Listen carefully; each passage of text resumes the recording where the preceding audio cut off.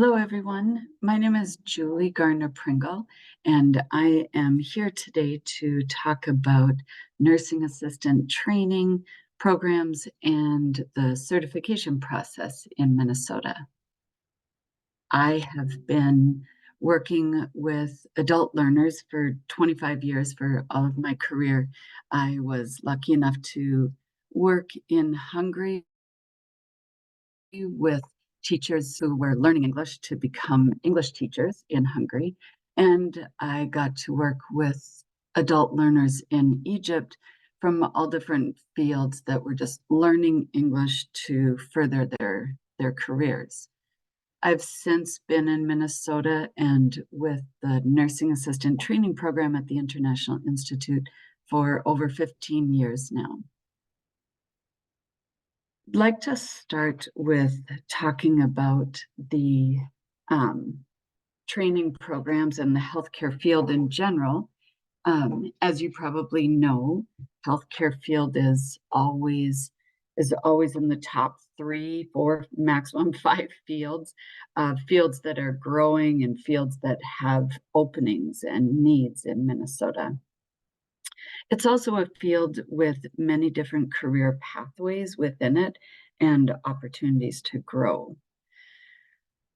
It all the while should be making a living wage and hopefully feeling good and proud about what someone is doing while they're working in that field. In Minnesota, the Department of Health approves the different training sites. There's a minimum of 75 hours that are required, and that includes 16 hours of clinicals or skills, and then the rest, up to 59 hours, is content, curriculum content. There are 4 ABE sites: International Institute of Minnesota, Harmony, Mounds View, and Rochester, that have the nursing assistant trainings that end in the state certification exam. But there are many other ABE sites that have classes that are maybe intro to healthcare careers or pre-CNA classes.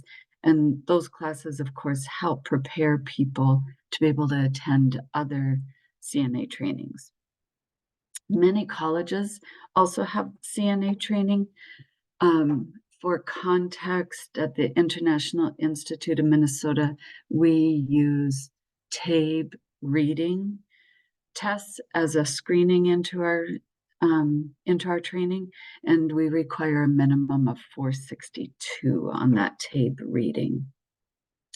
Like I said, the trainings need to be minimum 75 hours and approved by the state of Minnesota. Many are longer than that. That's just the minimum. Again, for context, International Institute, we have 2 tracks.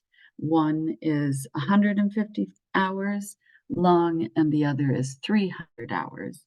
And that really is mostly dependent on the TABE score, and we also do one-on-one interviews with people. So when someone has finished the training at either an ABE site or college, community college, many community colleges have them as well, you can go and take the state certification exam. Right now, it's only available in English, but there is an audio choice to be able to do that test. It's reading and having it read to you and can be listening to it. So there are 2 parts. There's the skills portion. It is needing to demonstrate skills to a nurse evaluator in a skills lab with all of the equipment available. Then there's also the knowledge portion that is on computer with a 2-hour time limit. That's what I was mentioning, that was only available in English but has an audio option.